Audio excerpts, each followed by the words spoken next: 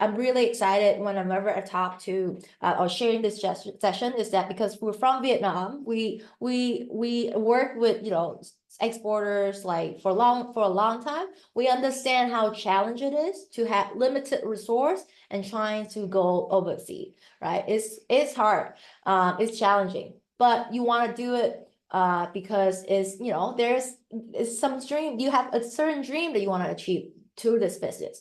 So what we always urge you or clients is that if you want to consider the US market as the right one or any other market in the world as the right one, I would urge you to consider these 4 factors. Number 1, is this a growing market, right? Is your product category is something growing? If you are selling something related to kids, like kid snack or like baby products, but the market that you target is having a aging population, right? Then that doesn't make sense to sell and target your product, even though that market is considered, one of the biggest in the world. Number 2, a familiar culture. The US, as we've been talking as a whole, is a big market. But one thing you have to consider when it comes to the US is that there are many subculture, like ethnicities, people around in the US. It's a melting pot of culture, and people from all over the world go to the US.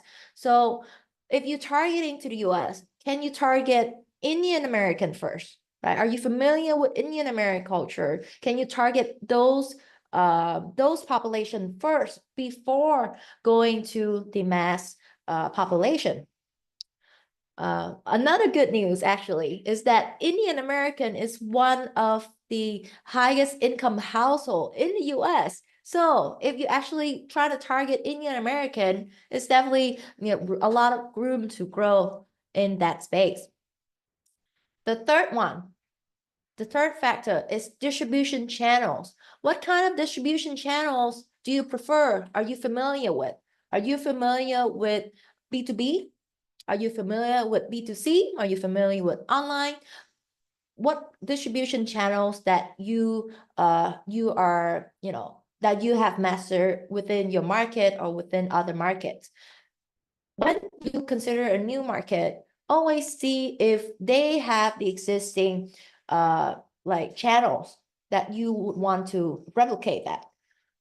If you are familiar with marketplaces, e-commerce, online strategy, and then you try to go to a country that doesn't use internet a lot, like not like half of the population don't really use the internet, then your effort will be not as effective as going to a country that has, a lot of people using internet. And last but not least, cost structure.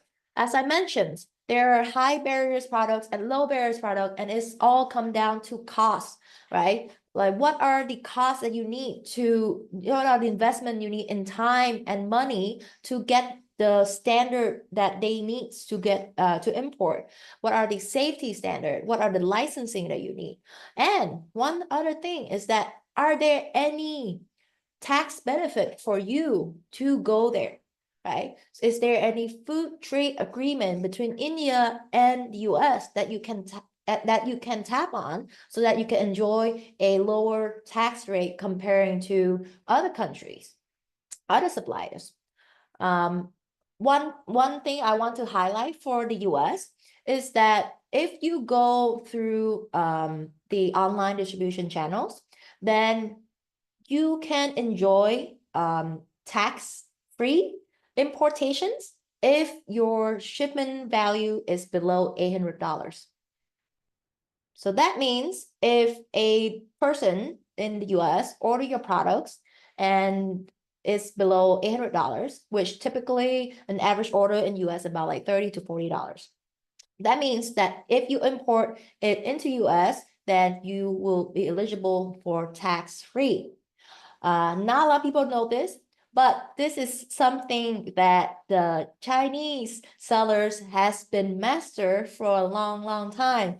And that's why now we've seen like a lot of things about like tariffs, etc. It's because it's because they have leveraged this benefit like a lot.